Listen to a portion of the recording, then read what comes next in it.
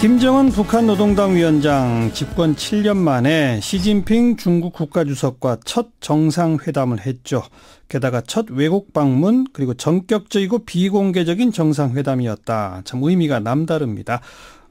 이 의미 앞으로의 영향 이 북한대학원대학교 양무진 교수와 꼼꼼히 짚어보겠습니다. 교수님 어서 오십시오. 안녕하십니까. 예. 반갑습니다. 원래 북한 최고 지도자가 외국 가고 이러는 게 자주 있는 일은 아닙니다만 아주 몇 년에 한 번 있더라도 전부 이렇게 항상 비밀에 붙이죠. 지금까지 이 북중 간의 정상회담 이럴 경우에 과거 김일성 주석, 김정일 위원장 사례를 보면은 예.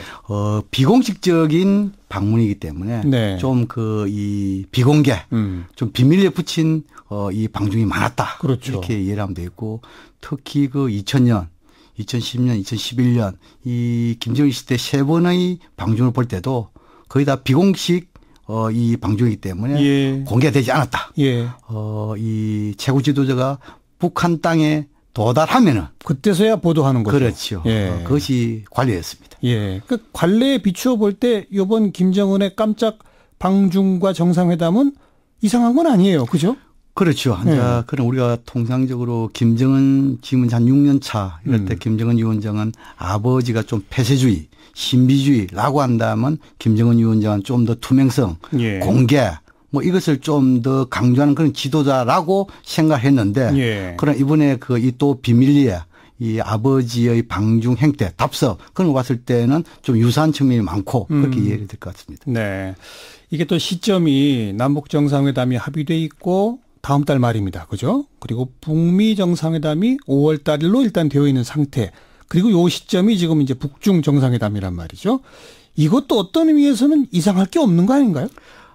그렇습니다. 거의 2000년 6월 이 남북 정상회담이 예정된 상에서 예. 불과 한 12, 3일 전에 갑자기 김정일 위원장이 방중을 했지요. 예, 그걸 따져보면 6.15 정상회담 직전. 그렇죠. 네, 네. 지금 또 남북 정상회담 직전이라고 볼 수 있기 때문에 예. 그렇다면 아버지의 이런 이 북중 간의 정상회담 또 그리고 이 방중 이것을 답습한 행태라고도 볼 수 있겠죠. 네. 그런 측면으로 볼 때는 이상한 것은 아니다 이렇게 볼 수 있죠. 글쎄요. 그러니까 워낙 오래간만에 접한 뉴스라 이상하게 누가 탔는지도 알지 못할 열차가 중국으로 들어갔다. 역마다 바리케이드를 쳤다. 이러다 보니까 야 이거 대단한 일인가 보다 싶은데 그동안 북한이 해왔던 전례에 비춰보면 매번 그랬다 이거 아니겠습니까? 그렇습니다. 예. 거의 이 2000년대 이후 우리가 보통 이 과거를 해석해 보면은 그런 차원에서 거의 유사하다. 네. 이렇게 보여질 수 있고 특히나 그러나 김정은 시대에 들어왔을 때는 뭔가 변화가 될 것이다. 달라질 거다 했는데 특히 또 이설주 여사 예. 이런 동행 이런 문제도 있고 예. 또 그리고 지금까지 보면은 상당 부분 언론인을 통해 가지고 무슨 최고 이 정책 결정 또 인사 결정 이럴 때는 좀 더 공개를 하는 사람이 많이 있지 않습니까? 그렇죠. 또 중국도 뭐냐 하면은 시진핑 주석 시대 들어와 가지고 신행 국정가계 다시 말해서 동맹 혈명 이거보다도 일반 국가의 관계 이걸 네. 중시했단 말입니다. 그런데 네. 이번에 보면은 결국은 뭐냐면 신형 국제관계에도 좀 동떨어지는 이런 혈명을 강조하는 중국도 지금은 이제 그런 상황이 있고 북한도 보면은 아버지 행태로 돌아가는 그런 네. 측면을 봤을 때 양측 다 큰 변화가 없는 것이 아닌가 이렇게 그렇죠. 볼 수도 있습니다. 네. 중국이 먼저 요청했을까요? 북한이 먼저 요청했을까요? 지금은 이제 보도에 따르면은 물론 이 정상회담 관련해 가지고 시진핑 주석이 초청을 했다. 네. 이렇게 돼 있지만도 예. 북한의 보도를 보면은 먼저 김정은 위원장이 제의를 했다. 이렇게 나오고 있습니다. 네. 그렇다면 아마 김정은 위원장이 나름대로 외교 관계에 있어 가지고 타임 스케줄이 할까요? 이런 선상에서 움직인 것이 아니겠느냐. 이렇게 볼 수 있고 또 특히 북한이 자존심이 강한 북한이 네. 자신이 먼저 제안했다. 이렇게 밝히는 것을 볼 때는 한반도 문제에 있어 가지고 나름대로 김정은 위원장이 주도하고 있다. 이러한 것을 과시하는 측면도 있지 않을까 생각해 볼 수 있습니다. 또 따지고 보면 남북 정상회담, 북미 정상회담 앞두고 있는 건 북한의 김정은이니까 먼저 움직이는 것도 또한 당연할 수 있겠네요. 그렇죠. 중국 쪽에 제안할 수도 있는 거고요. 그렇죠. 예. 그러나 지금은 이제 보도선상에서 볼 때 그 김정은 위원장이 먼저 제의했다 이렇게 나왔기 때문에 막 이번에는 김정은 위원장의 제의에서 성사됐다 이렇게 이해하는 것이 설득이 있다고 생각합니다. 네. 그런데 이제 북한의 핵실험, 미사일 발사 뭐 이런 등등 또 중국이 유엔 제재에 또 어느 정도 동조하는 모습 보이면서 북중 관계가 아주 심각한 균열을 보이고 있다. 이런 얘기를 많이 하지 않았습니까? 특히 또 그 사이에 뭐 장성택 처형이다. 뭐 김정남 뭐 암살이다 이런 것들까지 겹쳐져 가지고 말이죠. 그럼 완전히 이제 북중 관계는 정상화됐다고 봐야 될까요? 어떻게 보세요? 지금까지 북중 관계가 상당히 불편한 관계였죠. 그 불편한 관계의 최일선에 양 정상의 불신이 있었습니다. 네. 다시 말해서 시진핑 주석은 김정은 위원장을 너무 어린애 취급하고 있는 예. 그런 측면에서 북한의 불평이 많았고 예. 또 북한의 입장에서 이 시진핑 주석 물론 이 우호 협력국이지만도 사사건건 상당 부분 북한의 그 관여하는 또 특히나 장성대 처형 이런 걸 보면서 불편한 관계가 계속 유지되겠죠. 예. 그러나 이번에는 뭐냐면 누가 먼저 제의하고 수용했다 떠나가지고 양 정상에 만났다는 것은 일종의 우리가 다른 용어로 하면 탑다운 방식입니다. 네. 최고 지도자가 먼저 만나가지고 관계를 보고 나면 자연스럽게 밑으로 내려오는 이런 방식이겠죠. 그렇죠. 그래서 지금은 이제 완벽하게 100% 복원했다. 이렇게 판단은 이러지만도 적어도 한 7%, 80% 정도는 복원됐다. 이렇게 평가를 하고 싶습니다. 네. 둘이 어떤 대화를 나눴을까요?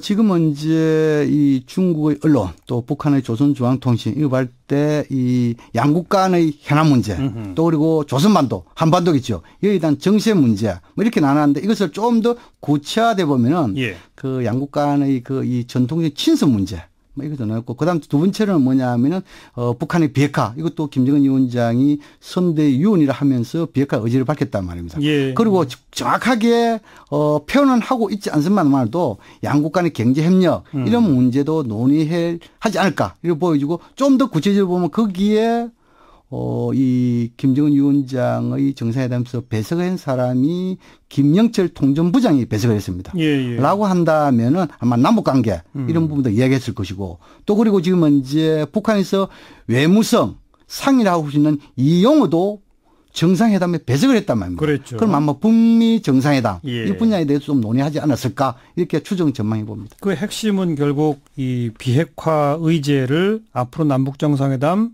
북미 정상회담에서 어떤 식으로 풀어갈 것인지에 대해서 중국과 사전에 좀 교감을 나누는 이런 거 아니었겠습니까? 그렇죠. 이제 우리의 입장에서 볼 때는 이미 우리의 특사단의 방법을 통해 가지고 김정은 위원장이 비핵화에 대한 의지를 밝히면서 북미 대화의 필요성도 이야기했죠. 그러니까. 또 그리고 이번에 앉아 이 시진핑 주석을 만나면서도 이런 비핵화에 대한 의지를 재확인해 주었죠. 예. 그 속에서 앉아 조금 우리가 눈여겨볼 대목이 예. 이 한국과 미국이 나름대로 선의를 좀 보이고 평화 안정에 대한 선의를 보인다면은 예. 좀 더 단계적으로 예. 뭔가 비핵화 갈 수 있지 않겠냐 이런 메시지를 보냈어요. 그런데 이러한 단계적인 조치 이 부분에 대해서 예. 상당 또 과거 방식이 아니냐 뭐 이렇게 주장하는 사람 있습니다만도 어떻든 간에 비핵화를 하기 위해서는 서로 원하는 것을 주고받아야 되기 때문에 예. 결국은 또 불신관계가 신뢰관계로 형성되려면 나름대로 시간이 필요하지 않겠습니까? 그런 차원에서 뭐 김정은 위원장의 단계론 이것을 이해해 볼 필요가 있다고 생각합니다. 그 단계론이라고 하는 게 그러니까 북한은 궁극적으로 비핵화할 것이다. 근데 먼저 미국과 한국이 뭔가 선의를 보여라. 그거죠. 그런 것보다도 예. 김정은 위원장 입장에서는 이미 한반도에서 군사적인 위협, 다시 말해서 북한에 대한 군사적인 위협이 해소되고 예.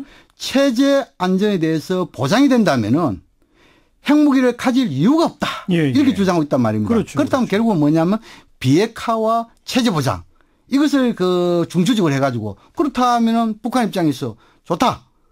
NPT에 복귀를 하고 핵과 미사일 실험을 하지 않고 더 나아가서 영변에 있는 핵단지 예. 여기에 대해서 핵 활동을 중단하고 더 나아가서 IAEA 사찰단의 사찰을 허용하겠다. 예. 라고 한다면 예. 한국과 미국은 북한에게 체제 보장을 뭘 해줄 것인가. 뭘 요구하는 그렇죠. 겁니까? 이러한 부분을 이제 메시지를 던진 것이죠. 그러니까요. 구체적으로 요구하는 게 뭘까요? 그래서 이제 우리가 지금 보기에는 여러 가지 있는데 이제 이것을 우리가 다른 말로 표현하면은 평화공존의 제도화 이런 이야기를 하거든요. 예. 다시 말해가지고 이 남북 간에 북미 간 일종의 불가침이랄까요?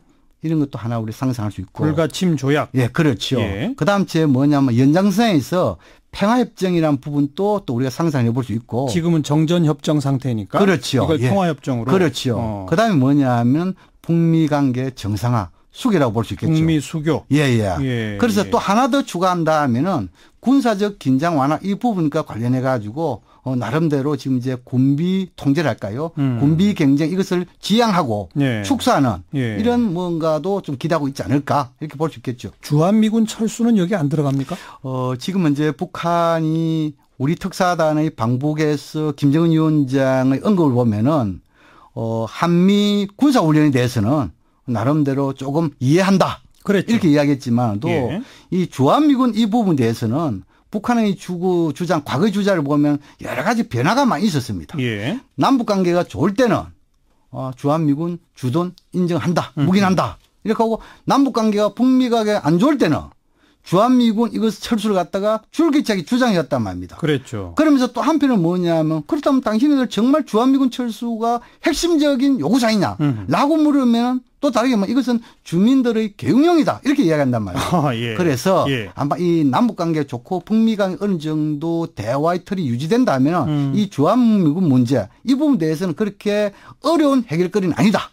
단지 유엔사는 해체돼야 될 겁니다. 유엔사. 그렇죠. 유엔사는 해체. 그래 뭐냐면 정전체제에서 평화체제로 가려면 하긴 평화협정 체결되면 유엔사는 있을 이유가 없죠. 그렇죠. 그래서 우리가 이제 그렇다면 우리가 보통 주장하기로 이 주한미군은 남북한의 문제가 아니고 한미 상호 방위 조약에 의해서 온 거고 특히 이 한반도 북한의 비핵화 이후에 한반도 평화체제 된다면 주한미군의 성격 다시 말해서 북한을 적으라는 이런 것보다도 한반도 동북아의 평화 유지군 이런 성격으로 전환 이렇게 한다면 규모도 좀 축소될 수 있고 그렇죠. 그렇다면 북한도 어느 정도 이해할 대목이 아니겠냐 이렇게 생각해 볼 수 있습니다. 지금 말씀하신 북한이 그렇게 단계적으로 비핵화 조치에 들어갈 수 있다. 그러니 미국도 한국도 불가침조약, 평화협정, 북미 수교, 군비 통제에 대해 답을 좀 가져와라. 이거 아니겠습니까? 그렇습니다. 우리 이런 자세로 남북 정상회담에도 북미 정상회담에도 임하겠습니다. 임할 테니 중국은 우리 입장을 동의해 주세요. 아마 이런 얘기가 오가지 않았을까요? 그렇겠죠. 충분하게. 뭐냐면 지금 이제 과거 97년도부터 99년도까지 보면은 사자 회담이 있었지요. 그 당시에도 긴장 완화, 평화체제 부분을 많이 논의했습니다. 그런데 핵심적인 부분에 대해서는 뭐냐면 중국은 한반도에서 나름대로 영향력을 계속 유지하는 그런 전략적 목표가 있지 않겠습니까? 그렇죠. 그런데 최근에 남북 정상회담, 북미 정상회담 앞두고 특히 평화선이든 종전선이든 남북미 정상 간에 협의할 수 있다. 이러한 메시지가 직간접적으로 나갔잖아요. 맞아요. 여기에서 이제 중국 입장에서 이러다가는 나름대로 한반도에서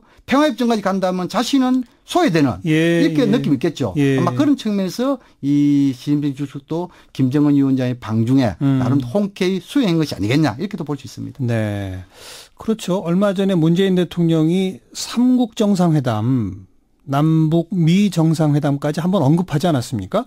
그런 게 어떤 의미에서는 중국을 좀 급하게 만들 수도 있었겠군요. 충분히 그렇게 추정이 가능한 대목입니다. 왜냐하면 지난 2007년도에 제2차 남북 정상회담에서 3자 또는 4자 해가지고 이 한반도의 정전체제를 이 항구적인 평화체제로 가기 위해 가지고 3자, 4자의 정상이 모여서 논의한다 이런 부분이 있어가지고 그 당시에 3자는 누구고 4자는 누구냐 논란이 많이 있었습니다. 맞아요. 물론 남북 정상 간의 회담이기 때문에 당연히 3자하면 우리가 포함되고 4자하면 중국이 포함되고 이렇게 했겠죠. 그렇죠. 그러나 그 당시에 중국이 조금 기분이 상했다 이렇게 알려지고 있습니다. 네. 그리고 중국의 양제츠 정치국 위원 상당히 고위급이지 않습니까? 바로 내일 한국에 와서 북중 정상회담 결과를 설명하겠다. 이건 좀 이례적이죠? 그렇죠. 이미 알려진 데 보면은 이 양제처라는 분은 중국에 있어 가지고 대담당 국무위원입니다. 그러니까요. 상당히 최고위적이죠. 그렇죠. 이 사람이 본래는 한 10일 전에 우리 측을 방문하게 됐는데 조금 10일 늦춰졌죠. 아마 이것은 아마 중국 입장에서 봤을 때 우리가 추정합니다만도 이미 북중 간의 정상회담을 나름대로 예견을 하고 그래서 북중 정상회담의 결과를 가지고 한국으로 가겠다. 그런 차원에서 10일 연기된 측면이 있고 그렇다면 아마 북중 간의 정상회담에서 지금까지 언론을 통해서 밝혀진 외에 아주 자세한 이런 부분에 대해서 우리한테 브리핑할 것이다. 네. 저는 그렇게 전망합니다. 그러니까 그 과거에 북중 정상회담 직후에 중국 고위 관료가 우리나라 와서 설명하고 이런 일은 없었잖아요. 잘은 없었지요. 그러니까요. 예. 그래서 바로 내일 온다? 이것도 그만큼 중국이 북중 관계뿐 아니라 한중 관계도 중요시한다는 걸. 그렇죠. 예. 그만치 뭐냐면 중국 입장에서 문재인 대통령을 신뢰하는 측면도 있겠지만 또 뭐냐 한국의 중요성 그런 차원에서 아마 이 한중 관계의 전략적 협력 동반자 네. 이걸 갖다 좀 더 넓혀가는 예, 그런 차원에서 아마 이런 고위급이 와가지고 브리핑하는 것이 아니겠냐 네. 이렇게 볼 수도 있습니다.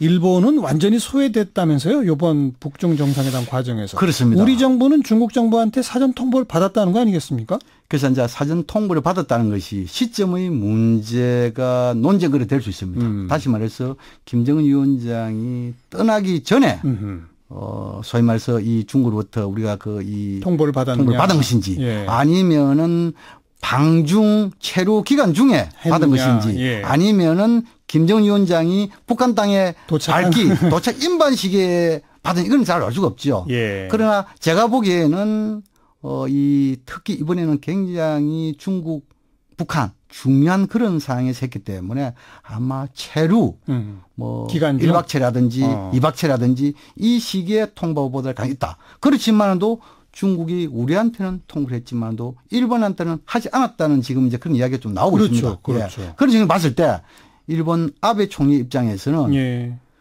북한으로부터도 패싱 또 그리고 미국으로부터 패싱 중국으로부터 패싱 네. 상당히 뭐냐면 이번 이런 한반도 봄의 기운 평화 기운 이것에서 일본이 상당히 소외되는 네. 그런 느낌을 주고 있습니다. 예. 그럼에도 불구하고 일본 아베 총리는 과거 경험을 보면은 이 상황 변화에 대한 대처 능력이 상당히 탁월합니다. 탁월하죠. 그래서 아마 이것을 만회하기 위해 가지고 이 북미 간의 정상회담 5월이죠. 지난 곧장 북일 간 정상회담을 개최하기 위해서 노력하지 않을까. 벌써 그런 언급을 했죠. 네, 그런 생각이 듭니다. 예. 우리 정부는 양재치 중국 정치국 위원이 와서 설명하면 또 그 내용을 상세하게 또 미국한테 알려주고 이런 과정을 우리가 해야 되겠죠. 그렇죠. 그거는 이 한미동맹이 얼마나 중요합니까? 예, 예. 아마 중국은 양재철이라는 국무위원이 우리한테 와 해주지만도 아마 미국에게도 고위급에 가서 설명해 줄 가능성이 있습니다. 예, 예. 어쨌든 간에. 우리도 또 하고. 그렇죠. 이 중국이 미국에 직접 한다 하더라도 우리가 들은 이 부분에 대해서 교차 검증이 가능하기 때문에 예. 우리는 한미동맹 그렇죠. 이 차원에서도 우리가 해주는 것이 예의가 아니냐 저는 그렇게 생각합니다. 정말 한반도의 봄이 진짜 봄이 올 수 있을지 정말 조금 뭔가 급진전은 되는 것 같은데요. 좀 차분하게 지켜봐야 되겠습니다. 북한대학원 대학교 양무진 교수 오늘 고맙습니다. 네, 감사합니다.